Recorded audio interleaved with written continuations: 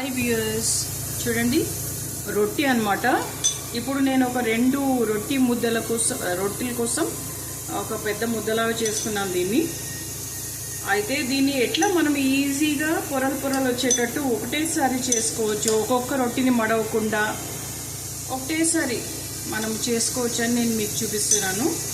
ఇట్లా దాన్ని స్ప్రెడ్ చేసుకోవాలి. చేసుకుని మనం పిండి స్ప్రింకిల్ చేయాలి. మనము ఆయిల్ అది రాయకూడదు, ఎందుకంటే స్టిక్ అయిపోతుంది కాబట్టి.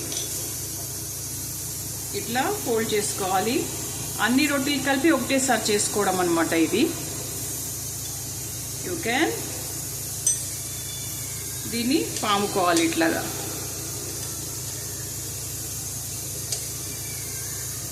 తర్వాత మీరు ఇట్లా కూడా దీన్ని పాముకోవచ్చు. పాముకొని దీని మీద పిండి వేసుకోవచ్చు, లేకపోతే అట్లాగే చేసుకోవచ్చు. దీన్ని మళ్ళీ ఇట్లా రోల్ చేసుకోవచ్చు.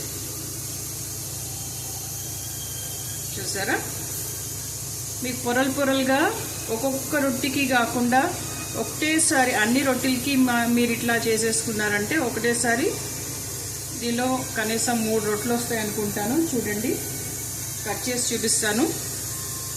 కత్తితోటి కట్ చేస్తాం కదా, మనము ముద్దలు తీస్తాం కదా, అదనమాట.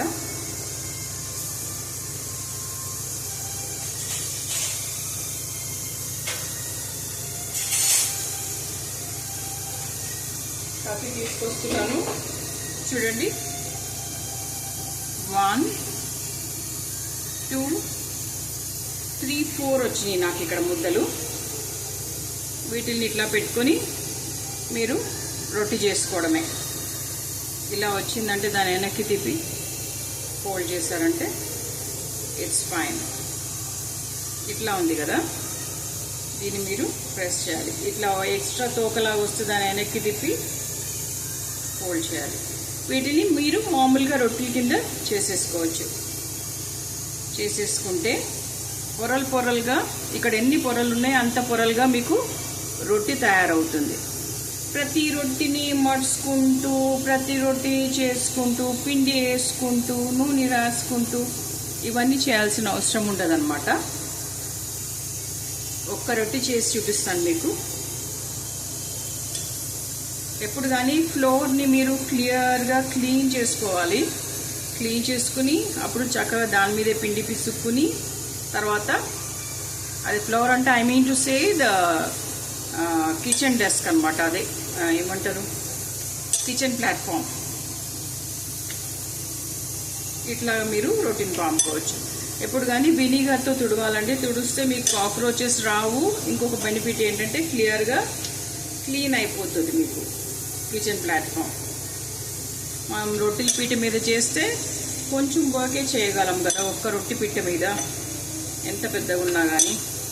ఇట్లా అయితే ఈజీ ఫ్రీ హ్యాండ్ తోటి 4 రొట్టెలు ఈజీగా చేసి పడేసుకోవచ్చు. చూసారా ఎట్లా పొరలుగా వస్తుందో. ఇట్లా ఓపెనింగ్స్ వస్తే మీరు దాన్ని క్లోజ్ చేసుకుంటూ ఓపెనింగ్స్ని రొట్టెని కంటిన్యూ చేసుకోవచ్చు. పొరలు ఎక్కువైపోయినాయి, అందుకని హోల్స్ వచ్చేస్తుంది. పర్వాలేదు, మీరు అట్లాగే దీన్ని పాముకుంటూ వెళ్ళిపోవచ్చు. మీకు చక్కటి రొట్టె వచ్చేస్తుంది. ఇంకా మీకు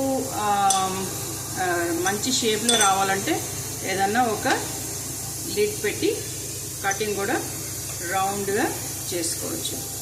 చూసారా ఎంత బాగా పొరలుగా రొట్టె వచ్చిందో. ఇట్లా మీకు ఇక్కడ ఉన్నన్ని పొరలు వస్తాయి. లావుగా చేశారంటే పరాటా అవుతుంది, లేకపోతే రొట్టె అవుతుంది. మీరు ఇట్లా చేసుకుని రొట్టెల్ని ఈజీగా కాల్చుకుంటారని చెప్పి నేను ఈ వీడియో మీకు తీసి చూపిస్తున్నాను. లైక్, షేర్ అండ్ సబ్స్క్రైబ్ అండి. మీకు బాగా నచ్చినట్టుంది అనుకుంటాను ఈ tip. Okay, thanks for watching. Thank you. Kavitha Balaji here.